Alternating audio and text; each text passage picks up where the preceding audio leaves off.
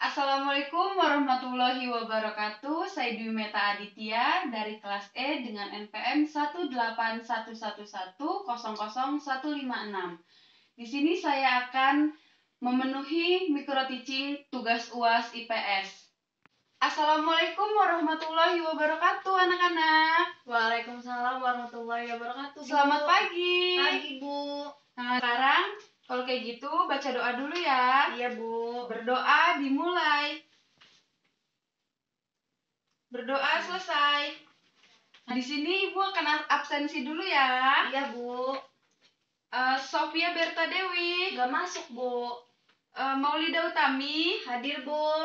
Rayunda. Tidak masuk, Bu, sakit. Oh, pada tidak masuk ya? Iya, Bu. Oh, yaudah. Tadi kalian udah belajar tentang apa sebelumnya sama Ibu Tami? Belajar tentang cita-cita, Bu. Nah, sekarang Ibu akan menjelaskan tentang jenis-jenis pekerjaan yang ada di tempat tinggal kita. Iya, Bu. Nah, kalian tahu nggak sih apa itu pekerjaan? Tidak, Bu. Nah, Ibu kasih tahu ya. Jadi, pekerjaan itu adalah suatu kegiatan untuk menghasilkan uang. Nah, jadi pekerjaan itu suatu kegiatan untuk menghasilkan uang. Contohnya seperti bapak kita, ayah kita bekerja itu untuk apa? Untuk menghasilkan uang buat keperluan kita, seperti iya, itu. Bu.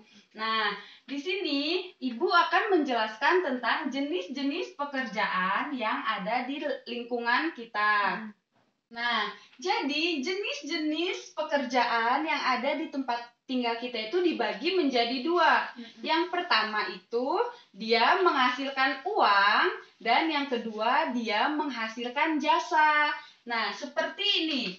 Seperti bertani padi. Bertani padi itu dia ada di dataran rendah.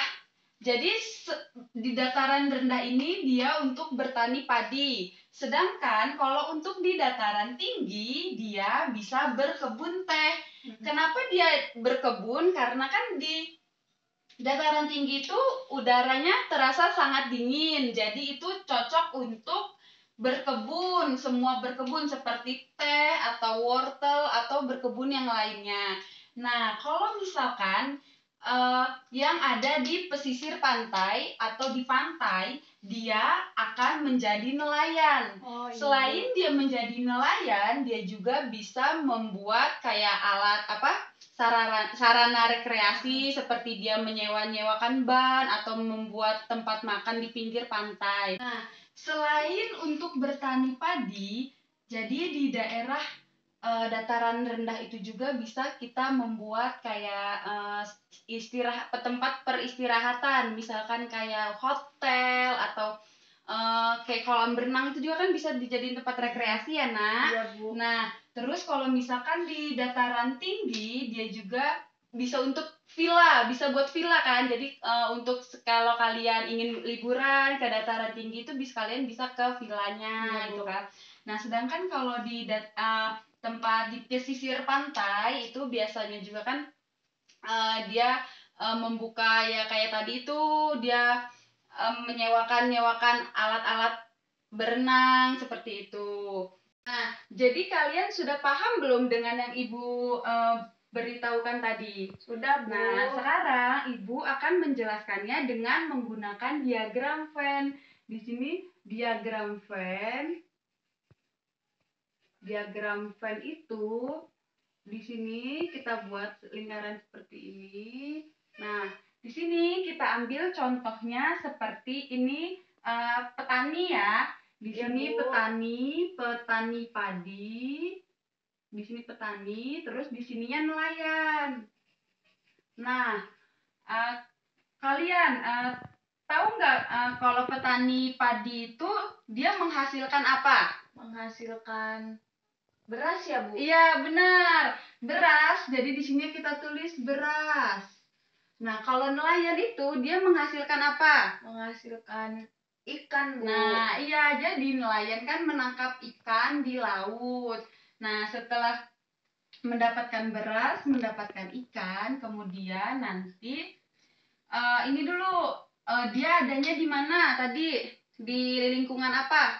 Di wilayah apa kalau petani? Dataran rendah. Iya, bener. Jadi petani adanya di dataran rendah. Kalau nelayan adanya di Pesisir pesisir pantai. apa? Benar, di pesisir pantai. Nah, kemudian dari beras dan ikan ketika dijual, jadi petani dan nelayan menghasilkan apa? Kalau setelah dijual si ikan sama si beras tadi, Menghasilkan uang ya, Bu? iya benar. Jadi ketika ikan dan beras ini dijual itu akan menghasilkan uang. Nah, seperti ini diagram Venn-nya. Jadi petani dan nelayan sama-sama menghasilkan uang. Seperti itu, Nak. Ya, Paham Bu. nggak, Nak? Paham, Bu. Kalian sudah paham kan dengan yang Ibu berikan tadi? Sudah, Nah, Bu. setelah sudah paham, sekarang Ibu akan memberikan kalian tanya jawab pertanyaan. Ya, Bagi Bu. siapa yang bisa menjawabnya dengan cepat dan tidak ada suara ketika menunjuk tangan, itu akan Ibu berikan hadiah ya. Ya, Bu. Nah, sekarang pertanyaannya, berkebun atau menanam wortel itu biasanya diadakan di lingkungan apa? Di wilayah apa? Ya, Maulida Utami.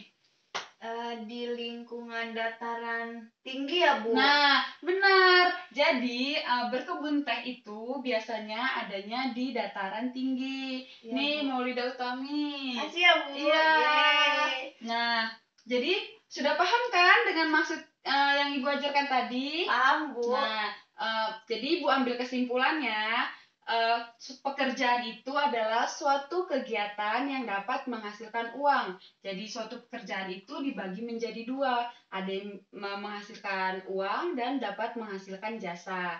Nah, seperti ini contohnya, bertani itu adanya di dataran rendah, berkebun itu adanya di dataran tinggi, dan mencari ikan atau para nelayan ini adanya di pesisir pantai. Nah, baiklah, Ibu rasa cukup. Semoga kalian memahaminya ya, Nak, dengan Ya, baik Bu. dan benar.